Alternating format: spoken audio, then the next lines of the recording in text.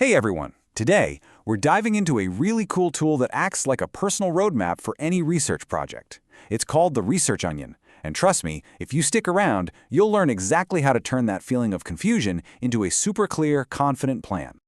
You know that feeling, right? You've got a great idea, a fantastic question you want to answer, but the path forward just seems like a total fog. Where do you even begin? What's the first step or the second? It's that awful feeling of being stuck before you've even started. Well, this right here, this is the solution. This is your map out of the fog. It's called the Research Onion, and it's an incredible step-by-step guide to building a well-structured, logical plan. So, what is it exactly? The Research Onion is basically a model that helps you make a series of choices in the right order. The key is that you start from the outside with the biggest, most abstract ideas, and you peel back the layers one by one until you get to the specific, concrete tools at the very core.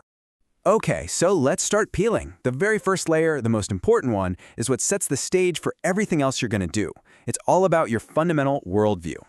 That outermost layer is called philosophy. Now, I know that sounds super deep, but it's actually pretty straightforward.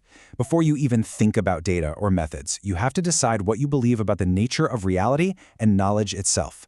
This is the foundation your entire project will be built on. At this layer, you've got two main paths. On one hand, you have positivism. This is the belief that there's a single, objective truth out there that we can measure with facts and data. On the other hand, you have interpretivism, which argues that, actually, reality is subjective. It's shaped by our individual experiences and the meanings we assign to things. Let's make that real. A positivist researcher would be looking for hard, cold facts. They'd probably collect a bunch of quantitative data, like statistics, to find a clear, measurable connection between how many hours someone studies and the score they get on a test. An interpretivist, though, is playing a totally different game. They're not looking for a single statistical truth. They want to understand the rich, complex, subjective human experience. So they would probably sit down and interview students to hear their personal stories about what it feels like to have exam anxiety. Awesome. So once you've figured out your worldview, it's time to build the blueprint for your project. We're moving inward now, into the next layers where we create the practical plan of action. Back to our map here, we're now heading these middle layers: your approach, your methodological choice, and your strategy. This is where your big philosophy starts to transform into a concrete, actionable plan. So the next question is about your relationship with theory. Are you going top-down? That's called deduction. You start with a theory that already exists, and you collect data to test if it holds up. Or are you going bottom-up? That's induction. You start with the raw data first, look for patterns, and try to build a brand new theory from the ground up. Let's look a little closer at that bottom-up inductive process. It's kind of like being a detective. Step one is just pure observation, collecting the clues. You might just go into a classroom and watch what happens. Then step two, you look for patterns in your notes. And finally, from those patterns, a new theory might just pop out about, say, how students interact in groups. Now for your strategy. This is your specific game plan, and you've got a whole menu of options to choose from. You could run an experiment, send out a survey, or do a super deep dive with a case study. Your choice here has to flow directly from all the layers you've already decided on. For instance, a case study isn't about breadth, it's all about depth. You're not trying to generalize. Instead, you could investigate one single startup company to understand every single little detail of its journey to success. A survey, on the other hand, is all about getting that breadth. You could collect data from 1,000 employees to get a big, broad picture of job satisfaction across the company. Two totally different strategies for two very different goals. All right, we've peeled back the outer layers and we have finally arrived at the very center of the onion. This is where we get down to the real nuts and bolts, your timeline and your tools.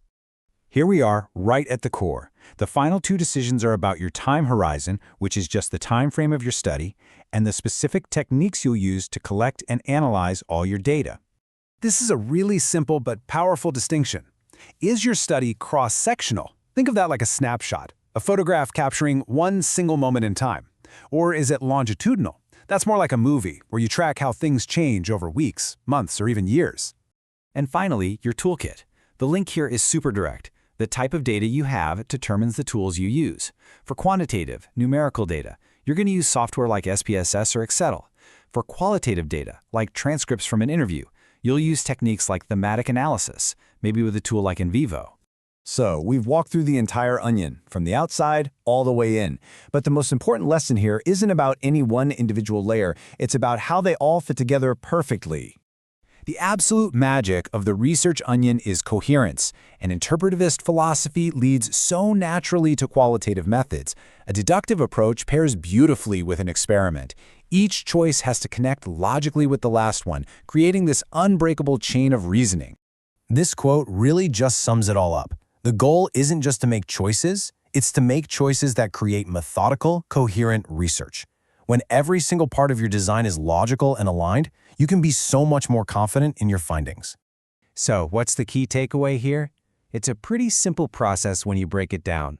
Start with the big picture, your philosophy. Then work your way in, refining your choices layer by layer.